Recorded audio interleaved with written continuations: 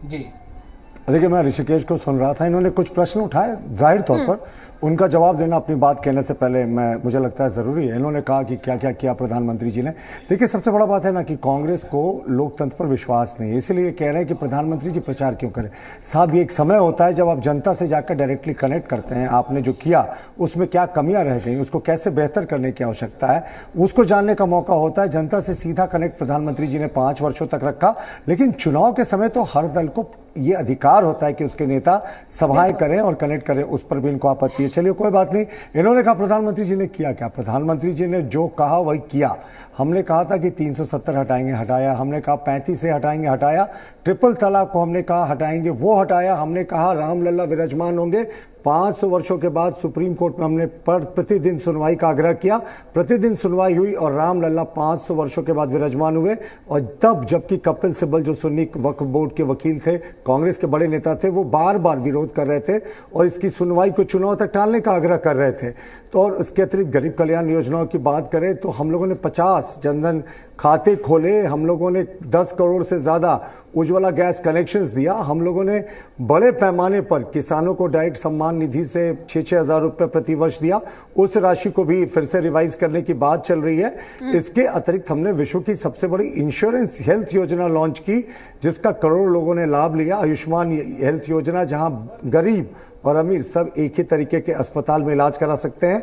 तो जो भी हमारी योजनाएं थी उसको हमने 20,000 करोड़ आदिम जनजाति, वो असुर हो, बिरहोर हो या तमाम आदिम जनजाति हो, उनके लिए हम लोगों ने 20,000 करोड़ से योजनाएं शुरू की। लेकिन एक फाइनली पॉइंट मैं रैप अप करूं अपनी बात को कहके कि इन्होंने कहा कि प्रधानमंत्री जी को बताना चाहिए कि सरना धर्म कोड को क्यों दबा कर रखा है।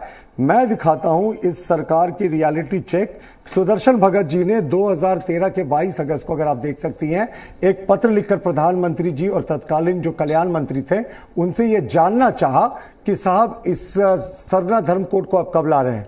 और ये सरकारी पत्र मैं आपको दिखा रहा हूं, ये वी किशोर चंद्रदेव जी का है, 11 फरवरी 2014 का लिखा हुआ, जिसमें उन्होंने स्पष्ट रूप से लिखा है कि it may not be correct to allot one code for different believe and persuasion, that is why it is not possible to impose Sarna Dharm code in the country. It would result in the loss of tribe-wise specific religions return in census. यानी कांग्रेस के तत्कालीन आदिवासी कल्याण मंत्री ने सरना धर्म code को पूरे तरीके से खारिज कर दिया था। ये अब आप लेटर को देख लें, ये ऑफिशियल लेटर था जो कांग्रेस की तत्कालीन सरकार ने कहा था। भाई, हमें कोई आपत्ति नहीं, जो पारंपरिक तरीके से आदिवासियों ने हजारों वर्षों से अपनी धार्मिक संस्कृति की, मुझे अगर 10 सेकंड की मोहलत दें, मैं खत्म कर दूं अपनी बात, सिर्फ 10 सेकंड। बस मैं कह रहा था कि मुझे कोई आपत्ति नहीं, पार्टी को कोई आपत्ति नहीं, जो हजारों वर्षों से अपने पारंपरिक आदिवासी रीति रिवाज को रख रहे आदिवासियों को सरना धर्म कोड में शामिल करें।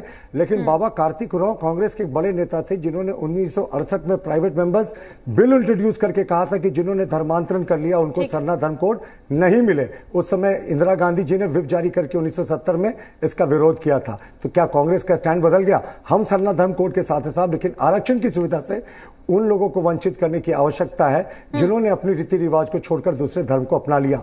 तो इस बात का भी जवाब देना। ये कांग्रेस के बड़े नेता, केंद्रीय मंत्री रह चुके बाबा कार्तिक उरांव के विचार थे। और मैंने तो अभी आपको कांग्रेस के तत्कालीन केंद्रीय आदिवासी कल्याण मंत्री का पत्र लिखा दिया, जो साफ कह रहे हैं कि बहुत सारे धर्म है आदिवासियों में। वो उन्होंने मुंडारी की बात की, हो की बात की, संथाली की बात की और कहा कि सरना धर्म कोड देना संभव नहीं है। तो ये कथनीय